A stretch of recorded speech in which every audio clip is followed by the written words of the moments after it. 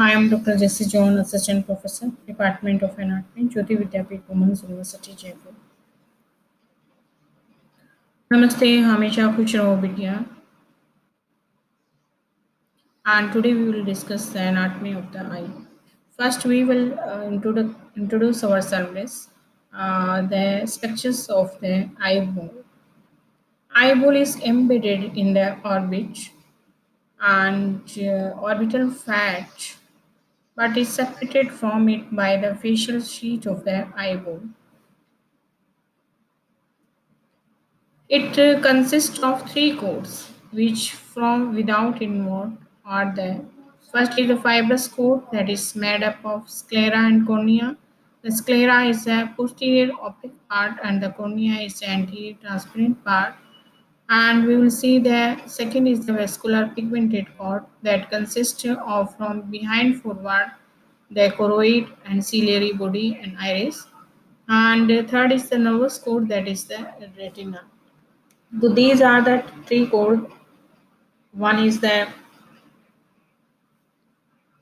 fibrous coat, and second is the vascular pigmented coat, and the third is the nervous coat.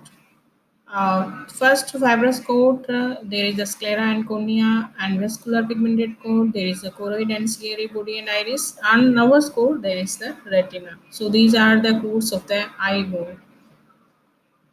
So you can see in this picture, you can realize and you can understand how all the codes of the eyeball is presented here. Again, here in this picture, you can see more clearly all the codes of the eyeball. Now we'll see the outer core, that is the sclera. The opaque sclera is composed of dense fiber tissue and it is white. And posteriorly, it is pierced by the optic nerve and it is fused with the dural sheath of that nerve. Lamina cribrosa is the area of the sclera that is pierced by the nerve fibers of the optic nerve. It is also pierced by the ciliary arteries are nerves that is associated veins and the veni vertigosi. Sclera is directly continuous in front with the cornea at the corneoscleral junction or the limbus. So we can see the opaque sclera that is composed by the dense fibrous tissue and it is white in color, and posteriorly it is pierced by the optic nerve and fused with the dural sheath of this nerve, and in front, it is directly continuous with the cornea at the corneoscleral junction. So this is the sclera. You can see it is white in color and it is formed by the fibrous tissue. And how it is connected with the cornea. Now we will see the cornea. It is a transparent thing and largely responsible for the reflection of the light entering the eye, and it is in contact posteriorly with the aqueous humor. Now we will see the blood supply of the cornea. Cornea is avascular. It is very important thing and you have to remember. Cornea is a thing in the eye that is the avascular and devoid of lymphatic drainage also. It is nourished by diffusion from the aqueous humor and from the capillaries at its edges. Now we will see the nerve supply of the cornea. Long ciliary nerves from the ophthalmic division of the trigeminal nerve. It will supply the cornea. What is the function of the cornea? The cornea is the most important refractive medium of the eye. The importance of the tear film in maintaining the normal environment of the corneal epithelium cells should be stressed. So these are the functions. The cornea is most important refractive medium in the eye, and the tear film that maintain the normal environment for the corneal epithelial cells, and This is the function of the cornea. So you can see the cornea and the one piece of the cornea, and there is the microscopic view. You can see also here vascular pigmented coat, the choroid. Choroid is the vascular layer of the eye containing connective tissue and lying between the retina and the sclera.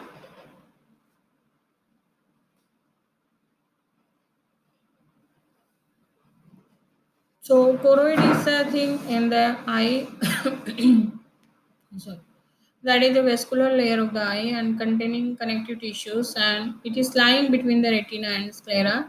And the choroid is composed of an outer pigmented layer and inner highly vascular layer.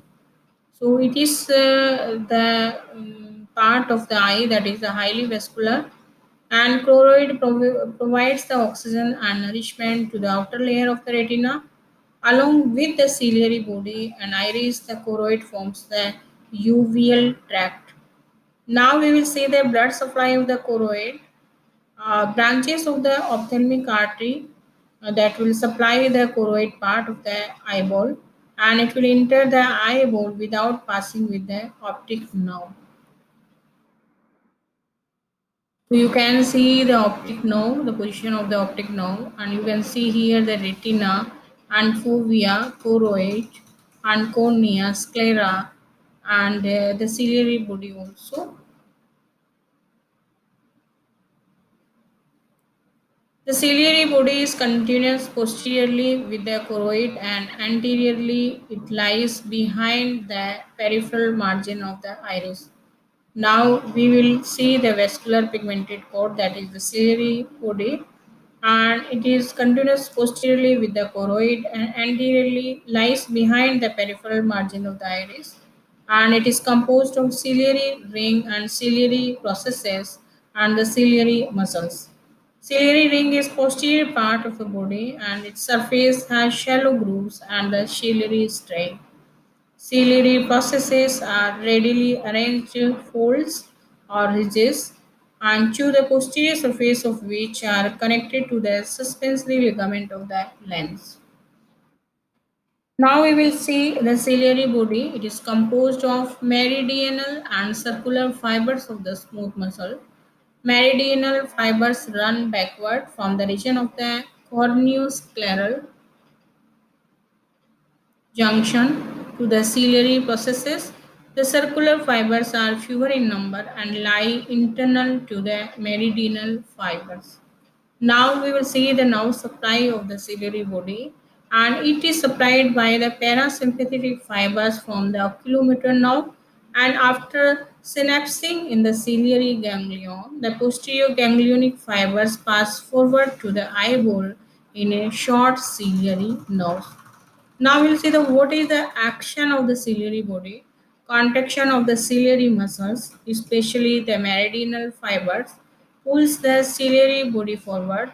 This relieves the tension in the suspensory ligament, and the elastic lens becomes more convex, and this increases the reflective power of the lens. So you can see in this picture ciliary ring and ciliary processes that comprise the ciliary body, and you can see the suspensory ligament also. Now we will see the iris and pupil. The iris is a thin contractile pigmented diaphragm with a central aperture. The pupil is a central aperture of the iris. Iris is suspended in the aqueous humor between the cornea and the lens, and periphery of the iris is attached to the anterior surface of the ciliary body, and it divides the space between the lens and cornea into two chambers. These are the anterior and posterior chamber, and muscle fibers of the iris are involuntary and consist of circular and radiating fibers.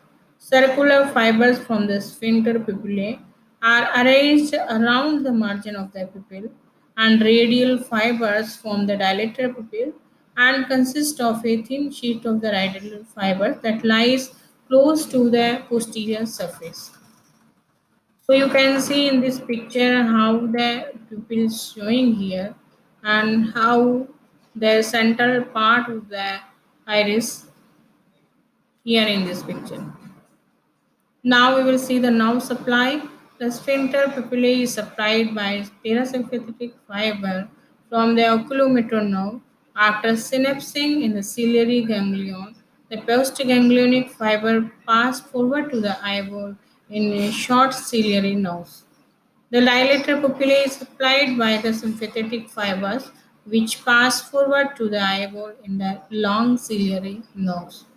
Now we'll see the action. The sphincter pupillae constricts the pupil in the presence of bright light and during accommodation. The dilator pupillae dilates the pupil in the presence of light of low intensity or in the presence of the excessive sympathetic activity such as occur in fright. So these are the action. Actually, it will constrict the pupil in the presence of bright line and during accommodation. So that will provide the way of the light enter into the eyeball, and it will provide the what kind of the intensity of the light will goes to the eyeball. Now we will see the nervous coat retina. We will see this part of the chapter.